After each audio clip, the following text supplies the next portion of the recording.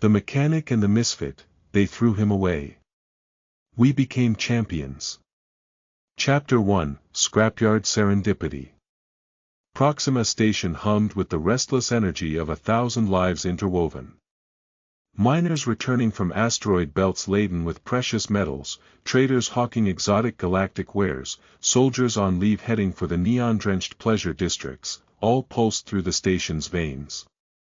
Derek, hunched over a recalcitrant fusion engine in Bay 42, barely registered the constant flow. He was a mechanic, a grease monkey, a cog in the vast machinery of the Proxima Station economy.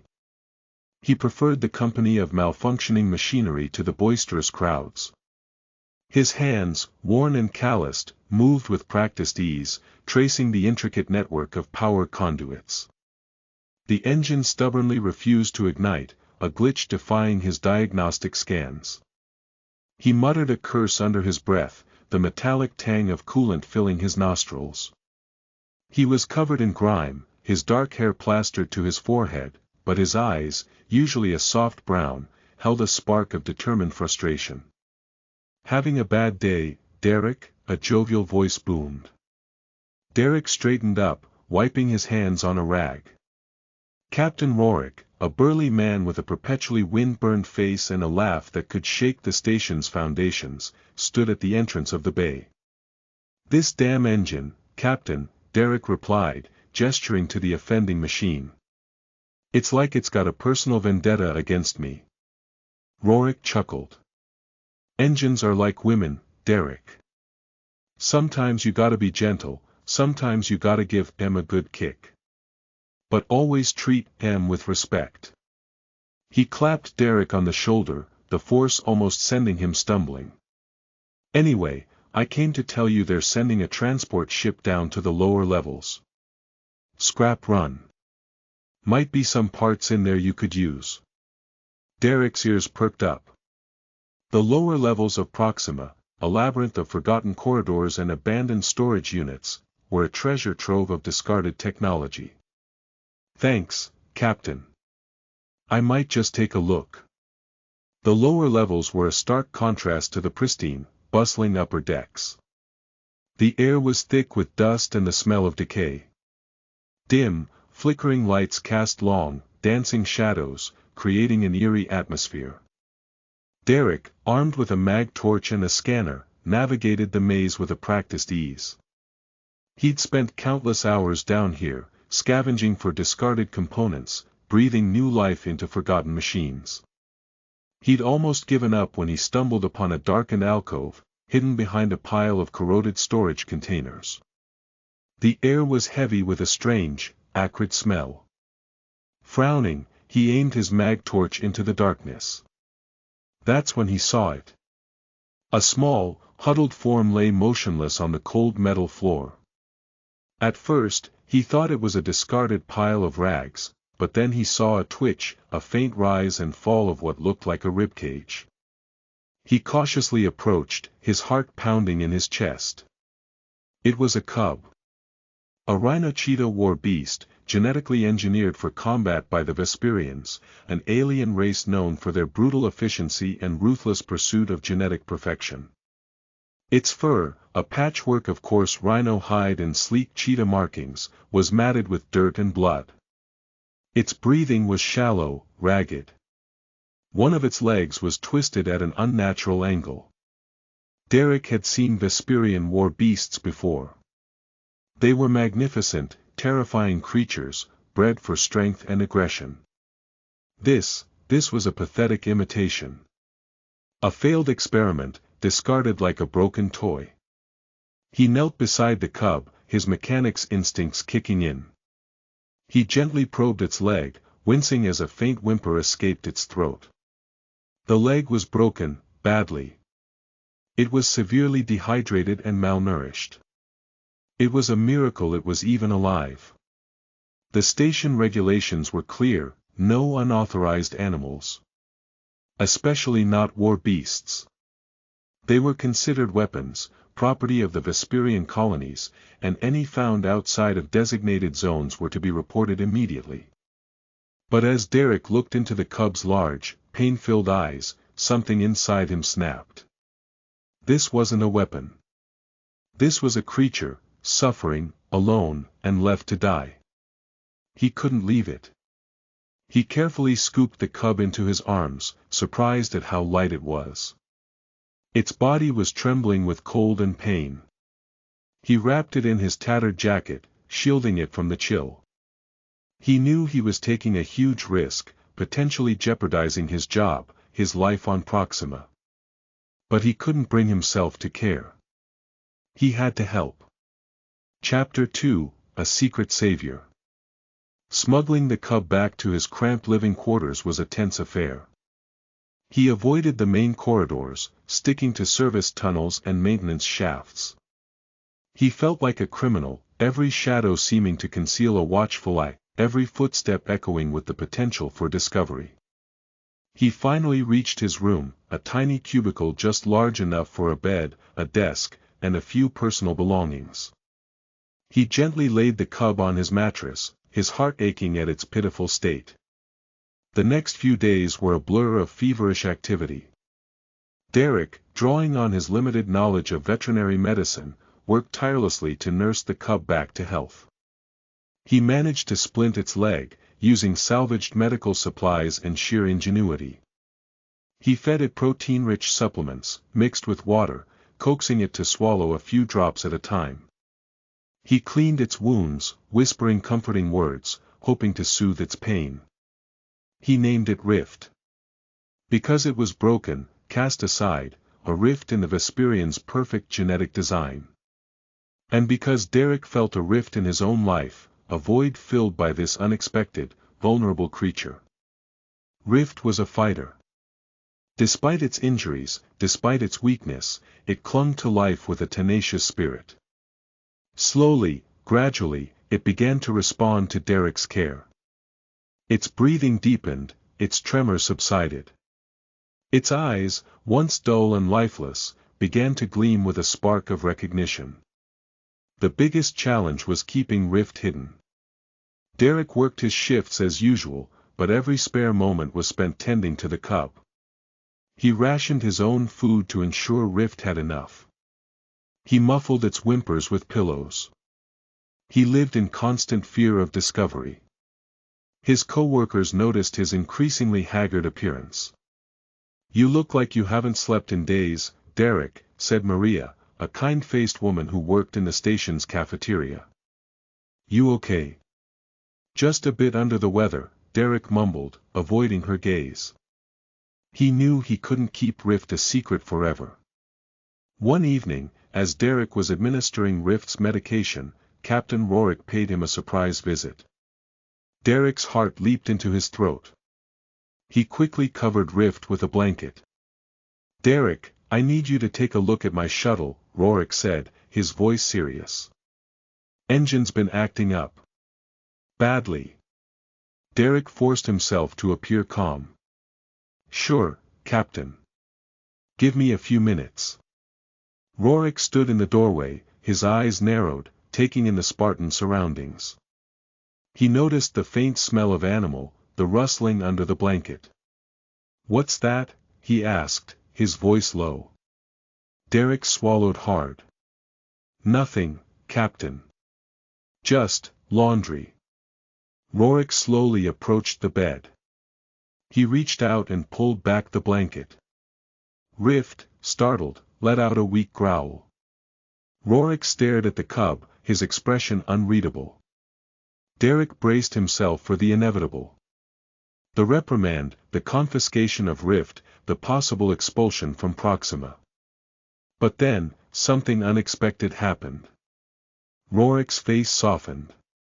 He knelt beside the bed, his large hand gently stroking Rift's fur. "Poor thing," he murmured. "What happened to you?" Derek was stunned.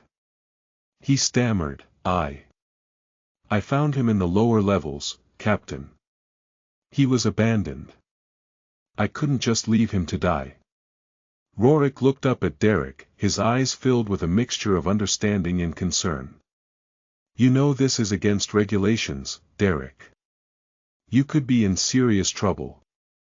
"I know, Captain," Derek replied, his voice barely a whisper. But I couldn't just walk away. Rorik sighed. He stood up and paced the room, his brow furrowed in thought. Look, Derek, he said finally. I'm going to pretend I didn't see this. But you need to get him off Proxima. Now. The Vesperians have eyes everywhere. If they find out about this, they'll take him back, and God knows what they'll do to him. Derek's heart soared with gratitude. Thank you, Captain. I don't know what to say. Don't thank me yet, Rorik said grimly. Getting him off Proxima won't be easy. And keeping him alive will be even harder. But I have a contact. A freighter captain who runs a few shady errands on the side. I'll talk to him. See if he can take you and Rift to a place where you can lay low. Derek's eyes widened. Where? Rorik hesitated. There's a planet called Xylos. It's a merchant hub, a lawless frontier world. Anything goes there. It's dangerous, but it's also a place where you can disappear. And there's a fighting arena there. Beast fights. They pay good money. Derek frowned. I don't understand. Look, Derek, Rorik said, his voice urgent. You need money to survive. And Rift, well, he's going to need a lot of it to get healthy. The arena is your best bet. He's a war beast, Derek. He was bred to fight. Use that. It's the only way you're going to survive on Xylos. Derek looked at Rift, who was now watching them with curious eyes. He didn't want to turn Rift into a fighting machine. He wanted to protect him, to give him a life free from violence. But he knew Rorik was right. They needed money. And Rift, despite his size, possessed the raw power of a war beast. He made a decision. Okay, Captain, he said, his voice firm. I'll do it. Chapter 3, Exodus to Xylos. The freighter, the Rusty Serpent, was aptly named. It was a hulking, scarred vessel held together by duct tape and sheer determination. Captain Krill, a gruff, one-eyed spacer with a penchant for strong drink and loose morals, was exactly the kind of character Rorik had described. The journey to Xylos was long and uncomfortable. Derek and Rift were crammed into a small, windowless storage compartment, surrounded by crates of questionable cargo. The air was stale and the ship vibrated constantly, making it difficult to sleep. Rift, however, seemed to take the journey in stride. He was recovering quickly, his strength returning with each passing day. He spent his time exploring the small compartment, chasing dust bunnies and batting at loose wires. He was playful, affectionate, and completely oblivious to the dangers that lay ahead. Derek used the time to train Rift. He started with simple exercises, building his strength and agility. He taught him basic commands, using a combination of hand signals and vocal cues. He discovered that Rift was incredibly intelligent, learning quickly and eager to please. He also learned about Rift's fighting instincts. He was hesitant to unleash them, but he knew he had to prepare Rift for the arena. He started with sparring sessions, using padded sticks and reinforced shields. He was amazed by Rift's ferocity. He moved with incredible speed and power, his claws sharp, his teeth bared. He was a born fighter. As they approached Xylos, Captain Krill summoned Derek to the bridge. We're approaching the planet, Krill said, his voice raspy. It's a dust ball, but it's got its charms. And its dangers. You'll need to watch your back. Krill pointed to the viewport. Xylos was a swirling vortex of orange and brown, a planet perpetually shrouded in dust storms. The spaceport, a chaotic jumble of landing pads and ramshackle buildings, was a hive of activity. Ships from all corners of the galaxy were unloading their cargo, their crews eager to spend their hard-earned credits in the planet's countless bars and gambling dens. "I'll drop you near the arena," Krill said. "It's called the Crucible. You can't miss it. Just follow your nose. The smell of blood and sweat will lead the way." Derek shuddered. He didn't like the sound of this place. As they disembarked the Rusty Serpent, Derek felt a pang of anxiety. He was alone, on a strange planet, with a war beast by his side. He had no money, no friends, and no idea what the future held. But he had Rift. And he had a determination to survive.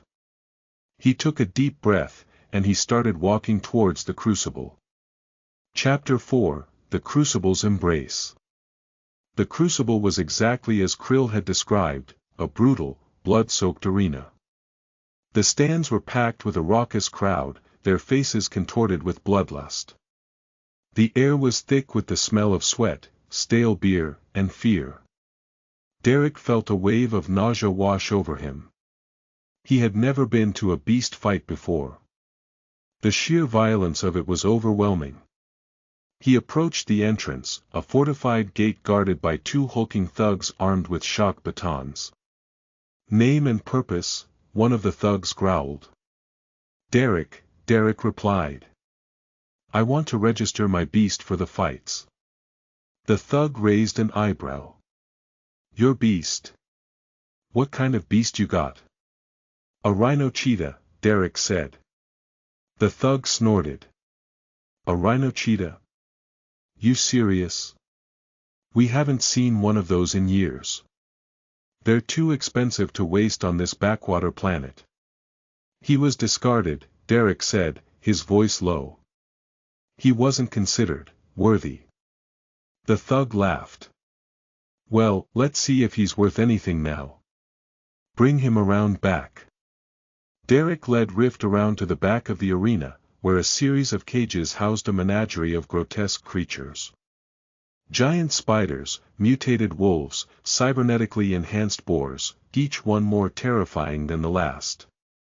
They were met by Mara, a woman with a shaved head, tattooed arms, and a piercing gaze. She was the Crucible's fight manager, a ruthless and efficient operator who ran the arena with an iron fist. "So, you're the one with the Rhino-Cheetah," she said, circling Rift like a predator. "He's smaller than I expected. And he looks soft." "He's stronger than he looks," Derek said, his voice defiant. Mara smirked. "We'll see about that. I'll give you a chance to prove it. There's a preliminary fight tonight. Against a Grolak. It's a nasty piece of work, but it's beatable. If your beast wins, you're in. If he loses, well, let's just say he'll be feeding the Grolak for a week." Derek's stomach churned. The Grolak was a huge, reptilian beast with razor-sharp claws and a poisonous bite. It was a formidable opponent, even for a seasoned war beast. "I'll take it," Derek said, his voice trembling slightly. Mara nodded. "Good. Be here at sundown. And be prepared to pay the entry fee." Derek's heart sank. He had no money. I don't have any credits," he confessed. Mara's eyes narrowed. "No credits? Then how do you expect to fight?" I can work it off," Derek said desperately. "I'm a mechanic. I can fix anything. I'll work on your machines, your cages, anything." Mara considered his offer. "All right," she said finally. "I can use a good mechanic. But don't think you're getting off easy. Your debt is doubled. And if your beast loses, you're working for me until you die." Derek swallowed hard. He had just made a deal with the devil. As he walked away from the arena, he looked at Rift, who was sniffing at the ground, oblivious to the danger. He knew he had made a terrible mistake. He had put Rift's life on the line. But he had no choice. He had to win. Chapter 5, Trial by Fire. The hours leading up to the fight were agonizing. Derek worked tirelessly, repairing broken cages and patching up damaged equipment. He barely had time to eat or rest. His mind was racing, replaying every potential scenario, every possible outcome. He tried to prepare Rift as best he could. He reviewed their training, focusing on their strengths and weaknesses. He reminded Rift of the commands, the signals, the strategies they had practiced. But he knew that nothing could truly prepare them for the reality of the Crucible. As sundown approached, Derek led Rift to the arena. The crowd was even more raucous than before, their shouts and jeers echoing through the air. He entered the fighting pit, a circular enclosure surrounded by electrified fences. The Grolak was already there, pacing back and forth, its eyes glowing with predatory hunger. It was even bigger and more menacing than Derek had imagined. Its scales were thick and armored, its claws razor-sharp, its teeth dripping with venom. Derek felt a surge of fear. He knew that Rift was facing an impossible challenge. He looked at Rift, who was standing beside him, his body tense, his eyes fixed on the Grolak. He saw no fear in Rift's eyes, only a fierce determination. He took a deep breath and placed a hand on Rift's fur. "Remember our training," he whispered. "Stay focused. Stay strong. I believe in you." The bell rang. The gate to the Grolak's cage swung open. The Grolak charged. The fight was a brutal ballet of claws, teeth, and brute force. The Grolak, with its superior size and strength, dominated the early stages. It slammed into Rift, sending him reeling. It slashed at him with its claws, drawing blood. It tried to bite him, but Rift was too quick, dodging the attack with a graceful leap. Derek watched in horror as Rift was battered and bruised. He cringed every time the Grolak landed a blow. He wanted to stop the fight, to protect Rift from further harm. But he knew he couldn't. He had to trust Rift. He had to have faith in his training, his strength, his spirit. Slowly, gradually, Rift began to adapt. He learned to anticipate the Grolak's attacks. He used his speed and agility to evade its blows. He started to counterattack, landing a series of well-placed kicks and scratches. The crowd roared with excitement. They had underestimated the Rhino-Cheetah. He was proving to be a worthy opponent. The tide began to turn. Rift, fueled by adrenaline and determination, started to push back. He dodged another attack and then launched himself at the Grolak, sinking his teeth into its vulnerable neck. The Grolak roared in pain. It thrashed wildly, trying to shake Rift off. But Rift held on tight, his jaws clamped shut. The Grolak began to weaken. Its movement slowed, its roars diminished. Finally, it collapsed to the ground, defeated. Rift released his grip and stepped back, panting heavily. He had won. The crowd erupted in cheers. They were amazed by Rift's performance.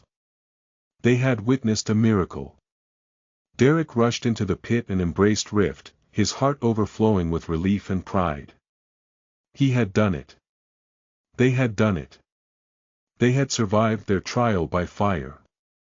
Chapter 6, The Ascent Begins. Rift's victory over the Grolak was a turning point. It earned him a spot in the Crucible's regular fighting roster. It also earned Derek a reputation as a skilled trainer and mechanic. The next few months were a whirlwind of fights and repairs. Derek worked tirelessly, keeping Rift in peak condition and maintaining the arena's equipment. He learned the tricks of the trade, the nuances of beast fighting, the psychology of the crowd. Rift continued to impress. He won fight after fight, defeating a diverse array of opponents. He developed a signature style, a combination of speed, strength, and cunning. He became a crowd favorite, known for his ferocious attacks and his unwavering determination. They started earning good money. Derek paid off his debt to Mara and began to save for the future. He rented a small apartment near the arena, a significant improvement over his cramped living quarters on Proxima. He bought Rift higher quality food and supplements, ensuring his continued health and strength. But life in the Crucible was not without its challenges. Derek had to contend with rival trainers, jealous opponents, and corrupt officials. He had to protect Rift from harm, both inside and outside the arena. He had to navigate the treacherous social dynamics of Xylos, where trust was a rare commodity and betrayal was commonplace. He found an unlikely ally in Zara, a skilled medic who worked at the arena. She was a cynical, sharp-tongued woman, but she had a good heart. She helped Derek care for Rift's injuries and offered him advice on how to navigate the Crucible's murky waters. Zara saw something special in Derek and Rift's relationship. She recognized the genuine bond between them, the mutual respect and affection that transcended the brutal reality of the arena. "You know," she said to Derek one day, "you're not like the other trainers here. You actually care about your beast." Derek shrugged. "He's not just a beast. He's my friend." Zara smiled. "That's what makes you different. That's what makes you a winner." As Rift's fame grew, so did the attention of the Vesperians. Scouts from the Vesperian colonies began to frequent the Crucible, watching Rift's fights with keen interest. Derek knew that it was only a matter of time before they tried to reclaim him. He had to be prepared. Chapter 7, Shadows of the Past. The Vesperian presence at the Crucible was a constant source of anxiety for Derek. He knew that they were watching him, assessing him, planning their next move. He had to be extra careful, protecting Rift from their prying eyes and shielding him from their grasping hands. One evening, after Rift had won a particularly brutal fight, a Vesperian official approached Derek. He was tall, imposing, and radiated an aura of cold authority. "You are Derek?" the official asked, his voice clipped and emotionless. "Yes," Derek replied, his voice trembling slightly. "Your beast is impressive," the official said. "He has exceeded our expectations." Derek's heart sank. This was it. "We are prepared to offer you a substantial sum for his return," the official continued. "He is a valuable asset to the Vesperian Empire." Derek hesitated. The sum the official offered was more money than he had ever dreamed of. It would be enough to secure his and Rift's future, to buy a comfortable life far away from the Crucible. But he couldn't do it. "I'm sorry," he said, his voice firm. "He's not for sale." The official's eyes narrowed. "You are refusing a direct order from the Vesperian Empire?" "He's not your property," Derek said, his voice defiant. "He's his own being. He has the right to choose his own destiny." The official stared at Derek for a long moment, his face impassive. "You are making a mistake," he said finally. "You will regret this decision." He turned and walked away, leaving Derek standing alone in the arena. Derek knew that he had made a powerful enemy. The Vesperians were not used to being denied. They would not give up easily. He had to find a way to protect Rift, to ensure their freedom. He turned to Zara for advice. "You need to disappear," she said, her voice grave. "You need to get off Xylos, before the Vesperians make their next move." "Where can we go?" Derek asked. "They'll hunt us down no matter where we are." Zara thought for a moment. "There's a planet called Ethelgard," she said. "It's a remote, sparsely populated world on the outer rim.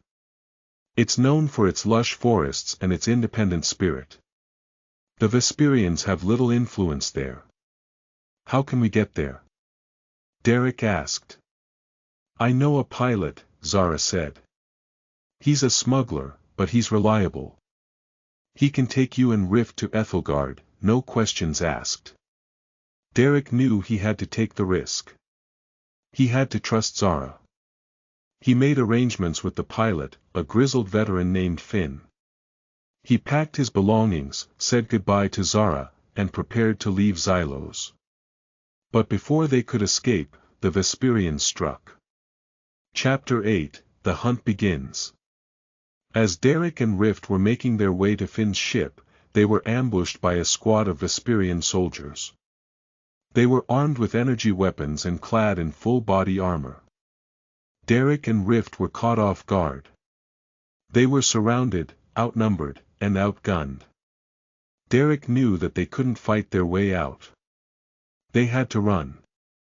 He grabbed Rift's leash and sprinted through the crowded streets, dodging laser blasts and narrowly avoiding collisions. The Vesperian soldiers were hot on their heels, their energy weapons crackling with deadly energy. They reached a dead end, a narrow alleyway blocked by a high brick wall. They were trapped. The Vesperian soldiers cornered them, their weapons raised. "You are under arrest," the squad leader said, his voice amplified by his helmet. "Surrender now." Derek looked at Rift, his eyes filled with desperation. He knew that this was the end. But then, something unexpected happened. A figure leaped from the rooftops, landing in front of Derek and Rift. It was Zara, armed with a pair of energy pistols. "Get out of here," she yelled. "I'll hold them off." Derek hesitated. He didn't want to leave Zara behind. "Go," she shouted. "Don't waste any time." Derek knew that she was right. He couldn't afford to hesitate. He grabbed Rift's leash and ran, leaping over the wall and disappearing into the maze of alleyways. He could hear the sounds of gunfire behind him, the screams of the wounded, the chaos of battle.